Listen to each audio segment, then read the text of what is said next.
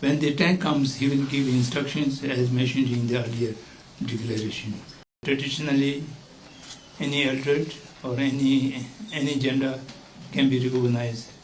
So there is no contradiction between tradition and what His Holiness have said in earlier.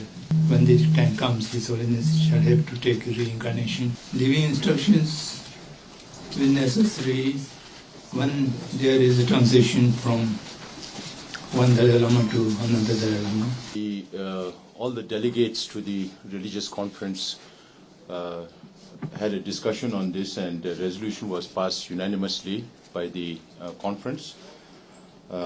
Resolution of heartfelt gratitude to His Holiness the Great 14th Dalai Lama.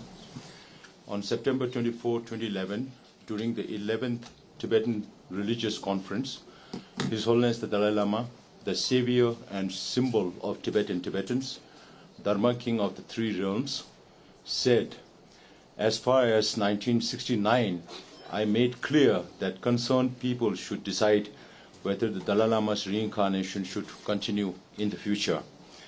His Holiness further expressed, "When I reach the age of Kendun Trup, I will consult the high lamas of the Tibetan Buddhist traditions, the Tibetan public and other concerned people who follow Tibetan Buddhism, and re-evaluate whether the Dalai Lama's reincarnation should continue or not. On that basis, we will take a decision." Consequently, various sections of people, including the participants of the 14th Tibetan Religious Conference, Special General Meeting, Special General Tibetan Conference, Tibetans both in and outside Tibet, Buddhist brothers and sisters from the Himalayan region, Mongolia, China, and believers across the globe, appealed an earnest request with single-minded devotion was appealed to His Holiness the Dalai Lama to continue the institution of the Dalai Lama for the benefit of all sentient beings in general and Buddhists in particular. In response to this overwhelming supplication, His Holiness has shown infinite compassion and finally agreed to accept our appeal on this special occasion of his 90th birthday. Hence, during the 15th Tibetan Religious Conference held in Dharamsala, the participants of the conference, led by eminent lamas of different religious traditions, representatives and devotees, conveyed their heartfelt gratitude to His Holiness the Dalai Lama for his grandeur and kindness, and reached a consensus on the following important points. 1. The participants of the 15th Tibetan Religious Conference, led by esteemed religious heads and realized masters of different religious traditions, made the unanimous resolution to support His Holiness the Dalai Lama's precious words on this significant subject, and this statement shall be made public far and wide. Number 2, the core process of recognizing the reincarnation of His Holiness the Dalai Lama is as per the unique Tibetan Buddhist tradition. Hence, we not only strongly condemn the People's Republic of China's usage of reincarnation subject for their political gain, and we shall never accept it. Number 3, Tibetans both inside and outside Tibet made a pledge to maintain national unity of solidarity and continue to struggle for the just cause of Tibet in a bid to extend wholehearted cooperation to the fulfillment of His Holiness the Dalai Lama's noble wishes and aspirations. So these are the 3 points that we have unanimously resolved on in the religious conference. And today at this the event meet, we have Professor Samdong Rinpoche, who was a former Kalan Tripa and Speaker of the Tibetan Parliament, and Professor Rinpoche right now serves under His Holiness Dalai Lama in the Ganden Phorang Institute here in Dharamsala. So any questions related to the content of His Holiness' message today, and any questions related to the private office of His Holiness the Dalai Lama will be answered by Professor Samdong Rinpoche. Anything to do with Kodun celebration or anything to do with the religious conference and other matters, I will respond to questions if there are any. So I would like Lekshila to moderate this session as to who's going to ask what question, and then we'll respond accordingly. Living instructions will necessary when there is a transition from one Dalai Lama to another Dalai Lama. His Holiness is in good health, and he promised to live a much long life. So therefore, it is only an indication. Then the occasion comes, he will give the instructions, and it is not necessary at this moment. Is it clear? Details about the trust, is it different from the foundation, please? The differences between Oh, them? no, this is the one. The name is the Gadan Podam Foundation, the office of the Dalai Lama. That is registered trust. Gandhipuram Trust of His Holiness Dalai Lama. It is the same, Both the same. There are three registered institutions related to His Holiness. One is the Gandham Podam Trust, which is based in the office of His Holiness the Dalai Lama. Then there is the Dalai Lama Trust, which is also registered in India, which is a non-profit organization. And then there is one Dalai Lama Foundation based in Zurich, in Switzerland. So the Dalai Lama Foundation and the Dalai Lama Trust will have nothing to do with the selection process whenever the time comes. But it will be the Gandham Podam Trust who will be responsible for, as per the instruction in His Holiness message today. I hope it's clear now. There are three distinct organizations. Gandham Podam Trust, which of His Holiness the Dalai Lama, will be responsible. And if you could tell me who the members are, whenever.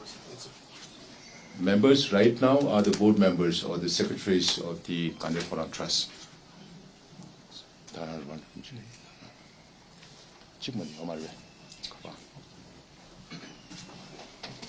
नमस्कार, मैं प्रिंटरूप दैनिक भास्कर से।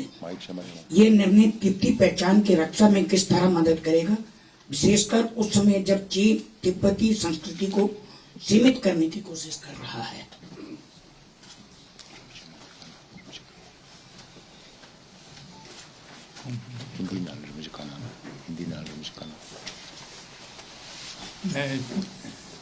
मैं समझ नहीं पाया आपने क्या पूछा। मैं ये निर्णय उस समय में कैसा प्रभावी रहेगा जब चीन जो है तिब्बती संस्कृति को खत्म करने के लिए या सीमित करने के लिए कार्य कर रहा है। तो ऐसे समय में मॉडर्न एसोसिएशन की संस्था द्वारा इस संस्था को जारी रखने का जो निर्णय है वो कहाँ तक सहायक होगा? गंधम पोडाम ट्रस्ट इस समय स्वाधीन देश में है, भारत में है। यहाँ पर कोई चीन की पहुँच नहीं है। और जब तक तिब्बत प्रश्न का समाधान नहीं मिलेगा तो ये गंधम पोडाम ट्रस्ट भी भारत में ही रहेगा या स्वाधीन देशों में रहेगा।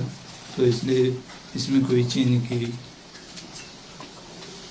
पहुँच होने की आशंका अभी तक तो नहीं है, भविष्य में भी नहीं रहेगा।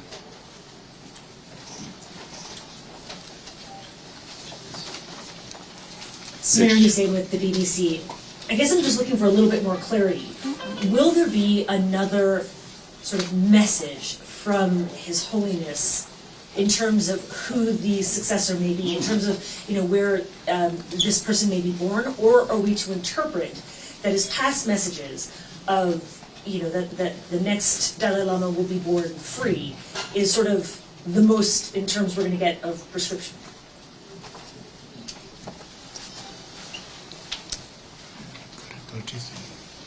군중이 양기할 메시지 폐기를 했어. No, there's no any other message. Whatever instructions that will be given, it will be internal document that will be given when the time comes to the authorities of the Gandham Podam Trust. And whatever is to be announced for the public, that is already done, which is announced today through the Conference of the Religions. So just a point of clarification, so anything further is not for public knowledge? No. Not at the moment. Yeah. When the time comes. Journalists, you don't like to wait. Just one day. Mujib Mashal with the New York Times. Professor, the Holiness has said before that my reincarnation will be born in a free country. Does that principle change in the emphasis today on the traditional process That is one thing. And the second, does that completely rule out the possibility where he has said it could be an adult that is selected in my lifetime? It doesn't necessarily need to be a man. Does that completely rule out those possibilities? The emphasis in today's statement on the traditional process.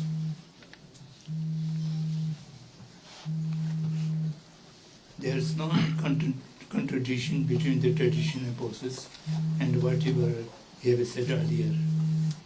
To born in a free country, there's of course the Tibet did not get freedom. When the time comes, His Holiness shall have to take reincarnation. And traditionally, any altered or any gender can be recognized. So there is no contradiction between tradition and what His Holiness have said in earlier occasions.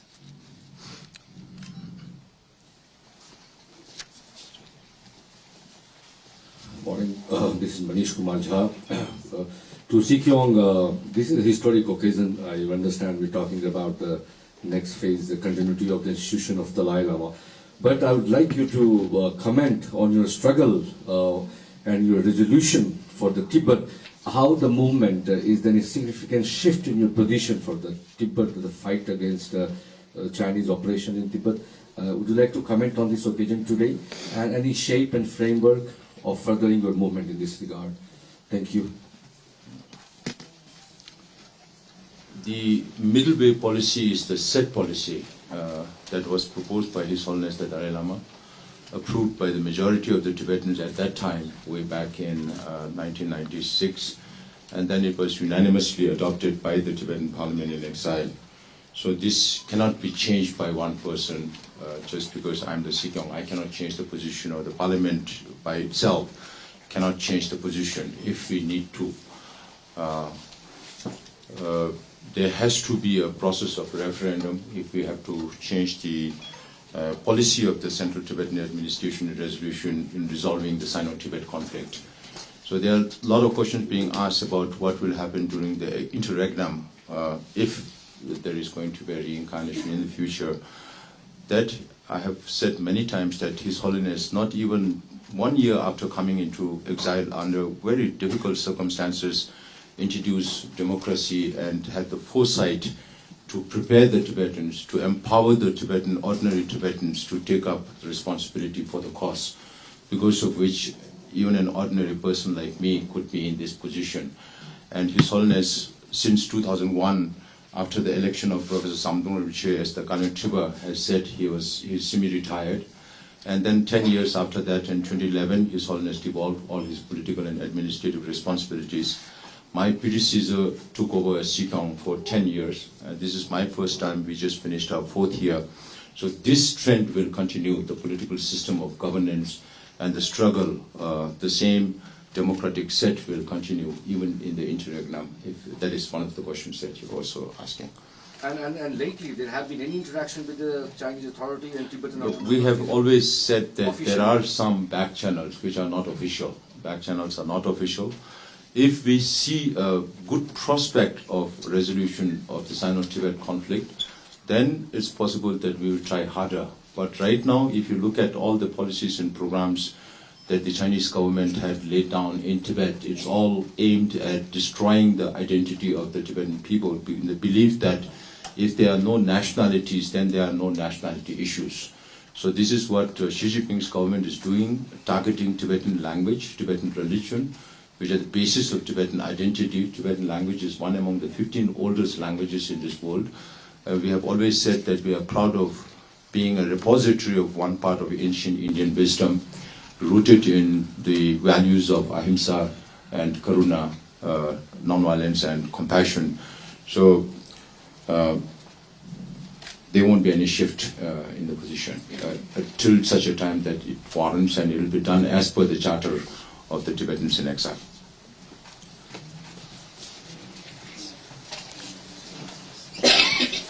Sir, this is Raghavendra Rao from BBC News. Two quick things. Is it fair to say that, as per Dalai Lama's message given today, now there is no possibility of him giving any indications about his reincarnation during his lifetime? And second, what does this mean? I mean, how should the Tibetan people should take this?